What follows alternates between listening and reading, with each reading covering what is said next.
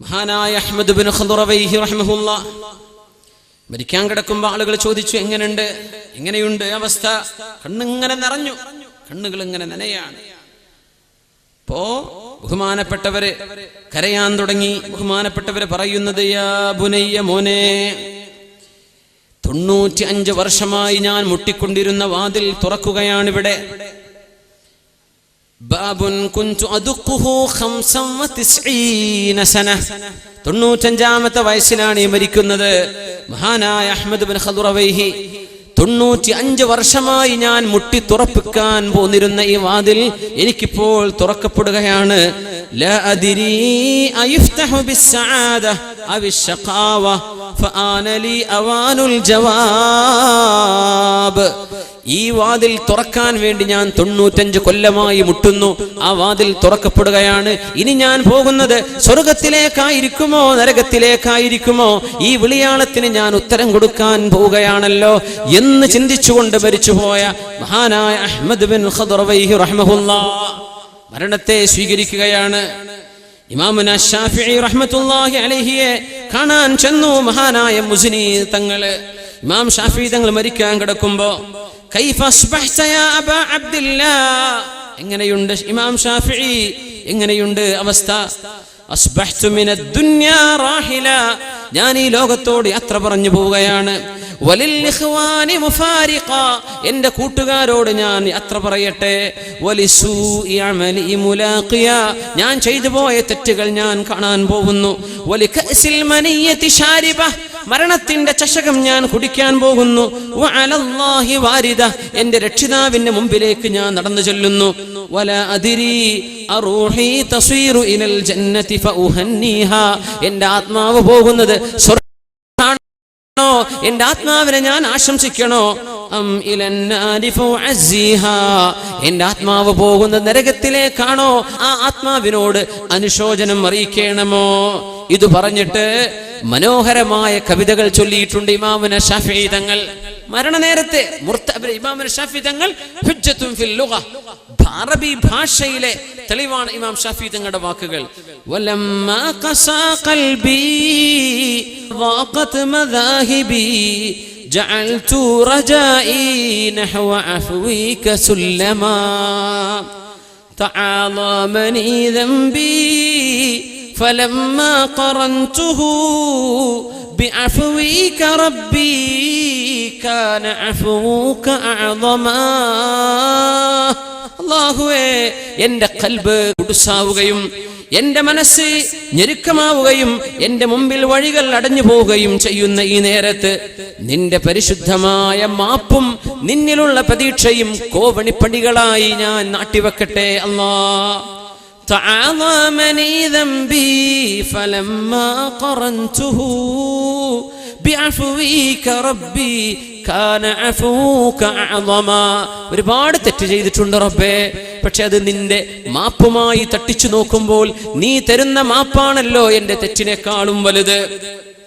فما زلت ذا عفو عن الذنب لم تزل تجود وتعفو منة وتكرما ولولاك لم يغبو بإبليس عابد فكيف وقد أغوى صفيك آدما. അല്ലാഹുവേ, നീ പുറത്തു തരുമെന്ന പ്രതീക്ഷയിൽ ഞാൻ വരട്ടെയോ? അഹ്സിനുൽ വന്ന ബിറബ്ബിക്കും, റസൂലുള്ളാഹി സ്വല്ലല്ലാഹു അലൈഹി വസല്ലം തങ്ങൾ പറയുമായിരുന്നു, അല്ലാഹുവിനെ സംബന്ധിച്ചുള്ള ചിന്തകൾ നന്നാക്കണം. മരിക്കാറാകുമ്പോൾ നല്ല ചിന്തകൾ. എത്ര മോശപ്പെട്ട ആളുകളാണെങ്കിലും മരിക്കാൻ പോകുന്ന സമയത്ത് അല്ലാഹു പുറത്തു തരുമെന്ന് ഓർമ്മിപ്പിച്ചു കൊടുക്കണം. അല്ലാഹു മാപ്പാക്കി തരും, അല്ലാഹു നിങ്ങൾക്ക് പുറത്തു തരും, അല്ലാഹുവിന്റെ പരീക്ഷയിൽ നിരാശരാവല്ലേ, അല്ലാഹു റഹ്മത്ത് ചെയ്യും എന്നാണ് രോഗിയോട് പറഞ്ഞു കൊടുക്കേണ്ടത്.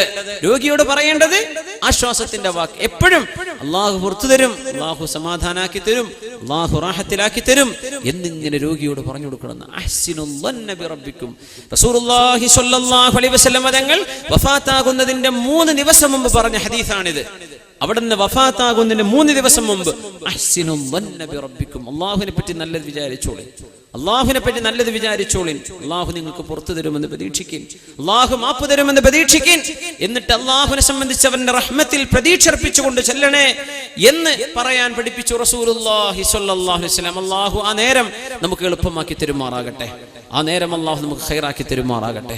വളരെ മോശപ്പെട്ട് മരിക്കുന്ന അവസ്ഥയിൽ നിന്ന് അല്ലാഹു നമുക്ക് കാത്തുരക്ഷിക്കട്ടെ, അല്ലാഹു നമുക്ക് കാത്തുരക്ഷിക്കട്ടെ. ഏറ്റവും ആവശ്യം നമ്മുടെ അഖീദ നന്നാവലാണ്, നമ്മുടെ വിശ്വാസം നന്നാവലാണ്. അല്ലാഹുവിനെ സംബന്ധിച്ചുള്ള ബോധവും തിരുനബിയെ സംബന്ധിച്ചുള്ള നമ്മുടെ വിശ്വാസവും അല്ലാഹു നബിയിലും മുർസലീങ്ങളിലും അല്ലാഹുവിന്റെ വിശുദ്ധ ഖുർആനിലും ഒക്കെയുള്ള നമ്മുടെ വിശ്വാസം, ഈമാൻ ഘനപ്പെട്ടതാക്കി അല്ലാഹു നമ്മുടെ ഈമാൻ പൂർത്തിയാക്കി തരുമാറാകട്ടെ. ഈമാൻ ഉള്ളവർ നാളെ രക്ഷപ്പെടും, ഉറപ്പാണ്. പക്ഷെ ഈമാൻ എന്ന കണ്ടീഷൻ ഉണ്ട് അവിടെ, നമുക്കത് ഉണ്ടോ എന്ന് ആലോചിക്കണം. അല്ലാഹു നമുക്ക് തരട്ടെ. പിന്നെ ഹലാലായ ഭക്ഷണം കഴിക്കുന്നവർ, പലിശ തിന്നാത്തവർ, ഹറാമായ സമ്പാദ്യം കൊണ്ടു നടക്കാത്തവർ. മഹാനായ മാലിക് ഇബ്നു ദീനാർ റളിയല്ലാഹു അൻഹു പറയാ, അത്തഖ്വ കുല്ലു തഖ്വ. ഒരു മനുഷ്യൻ അല്ലാഹുവിനെ സംബന്ധിച്ച് സൂക്ഷിക്കുന്നുണ്ടോ ഇല്ലയോ, നല്ല മനുഷ്യനാണോ അല്ലേ എന്നറിയേണ്ടതിന്റെ ഏറ്റവും വലിയ ക്രൈറ്റീരിയൻ വായയിലൂടെ കടന്നു പോകുന്നത് എന്താണെന്ന് അറിയലാണ്. ഞാൻ ഈ തിന്നുന്നത് ഹലാലാണോ അതോ ഹറാമാണോ? സമ്പത്ത് അപഹരിച്ചവർ, സമ്പത്ത് മോഷ്ടിച്ചവർ, അല്ലാഹുവിന് ഇഷ്ടമില്ലാത്ത ക്രയവിക്രയം നടത്തിയവർ നാളെ രക്ഷപ്പെടൂല. അല്ലാഹു കാത്തുരക്ഷിക്കുമാറാകട്ടെ.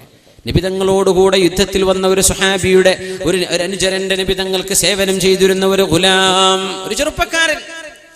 ആ ചെറുപ്പക്കാരൻ നബിതങ്ങളോടുകൂടെ മടങ്ങി വരികയാണ്. അവര് ഒരു സ്ഥലത്ത് തമ്പടിച്ച് വിശ്രമിക്കാൻ വേണ്ടി നിൽക്കുന്നു. ഇമാം സ്വഹീഹിൽ ഇമാമാർ ഉദ്ധരിച്ചിട്ടുള്ള വളരെ അത്ഭുതകരമായ ഹദീസാണിത്. നബിതങ്ങളും സ്വഹാബികളും വിശ്രമിക്കാൻ കിടക്കുക. നബിതങ്ങളുടെ ഒട്ടകം അതിന്റെ ജീനി വിരിച്ച്, ഒട്ടകത്തിന്റെ വിരിപ്പ് വിരിച്ച്, ഒട്ടക കട്ടിൽ ഫിറ്റ് ചെയ്ത് നബിതങ്ങൾക്ക് കയറിയിരിക്കാൻ വേണ്ടി ഒരുക്കി കൊടുത്തിരിക്കുന്ന നബിതങ്ങളുടെ ഒരു അനുചരൻ മൗല, നബിതങ്ങൾക്ക് സേവനം ചെയ്യുന്ന ഒരു ഖാദിം.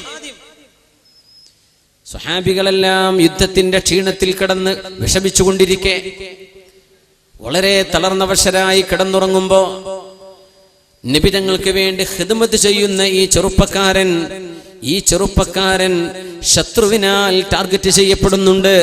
ഏതോ ഒരു ശത്രു ഒളിഞ്ഞിരുന്ന് ഒരു അമ്പെയ്തു ഈ ചെറുപ്പക്കാരന്റെ നെഞ്ചിലേക്ക്. അവിടെ കിടന്ന് മരിക്കുകയാണ്. സ്വഹാബികൾ മുഴുവനും ഉറപ്പിച്ചു, സ്വർഗത്തിലേക്കുള്ള പോക്കാണിത്.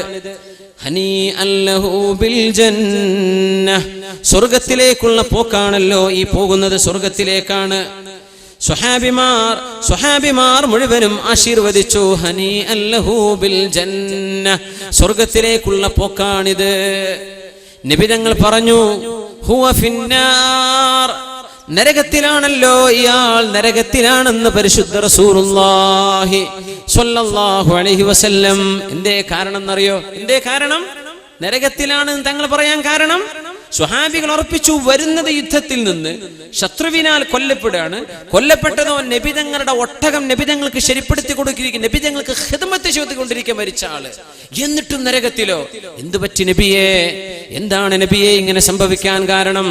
അഷ്റഫുൽ ഖൽഖ് സ്വല്ലല്ലാഹു അലൈഹി വസല്ലം തങ്ങൾ പറഞ്ഞു, ഫീ ശംലത്തിൻ ഗല്ലഹാ യൗമ ഖൈബർ.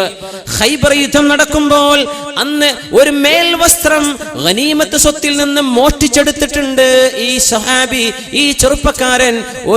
ഒരു ഫീ ശംലത്തിൻ ഗല്ലഹാ, ഒരു വസ്ത്രം, ശംല എന്ന് പറഞ്ഞ ഒരു മേൽത്തട്ടം, ഇതുപോലെയുള്ള ഒരു തട്ടം യുദ്ധത്തിൽ നിന്ന് ലഭിച്ച ഗനീമത്ത് സ്വത്തിൽ നിന്ന് കിട്ടിയപ്പോൾ നബിയുടെ സമ്മതം വാങ്ങിക്കാതെ മുസ്ലിമീങ്ങൾക്ക് ഒന്നാകെ ഓഹരി വെക്കപ്പെടേണ്ട ഈ സമ്പത്ത് ആരാരും അറിയാതെ മോഷ്ടിച്ചെടുത്തിട്ടുണ്ട്. ലതസ്തഇലു അലൈഹി നാറാ, ആ മോഷ്ടിച്ചെടുത്ത ആ വസ്ത്രം ഇയാളുടെ മേൽ തീയായി നരകമായി ആളിപ്പിടിച്ച് കയറുന്നുണ്ടെന്ന് നബി സല്ലല്ലാഹു അലൈഹി വസല്ലം തങ്ങൾ സ്വഹാബത്തിനെ പഠിപ്പിച്ചിട്ടുണ്ട്. ഒരു മേൽത്തട്ടം. അപ്പോഴാണ് ഒരു സ്വഹാബി ഓടി വന്നത്, നബിയെ, ഏതോ ഒരു യുദ്ധത്തിൽ എന്റെ ചെരുപ്പിന്റെ 2 വാറുകൾ എനിക്ക് നഷ്ടപ്പെട്ടു പോയപ്പോൾ ഗനീമത്ത് സ്വത്തിൽ നിന്ന് ഞാൻ എടുത്തിട്ടുണ്ട് നബിയെ, അത് തിരിച്ചു തരേണ്ടതുണ്ടോ? സമൂഹത്തിന്റെ പൊതുവായ സമ്പത്ത് കൈകാര്യം ചെയ്യുന്നവർ, കമ്മിറ്റി ഭാരവാഹികൾ, സംഘടനയുടെ നേതാക്കന്മാർ, സ്ഥാപനങ്ങളുടെ ഉത്തരവാദപ്പെട്ട ആളുകൾ, നിങ്ങൾ ചെയ്യുന്ന സേവനം വലുതാണ്, വലിയ സേവനമാണിത്. പക്ഷേ അതിൽ നിന്ന് വല്ലതും നഷ്ടപ്പെട്ടു പോയാൽ, നമ്മുടെ വീഴ്ച കൊണ്ട് ഒരു പൈസയെങ്കിലും കണക്കിൽപ്പെടാതെ പോയാൽ, അള്ളാഹു ഇഷ്ടപ്പെടാത്ത വഴിയിലേക്ക് പോയി കഴിഞ്ഞാൽ മറുപടി പറയേണ്ടി വരും.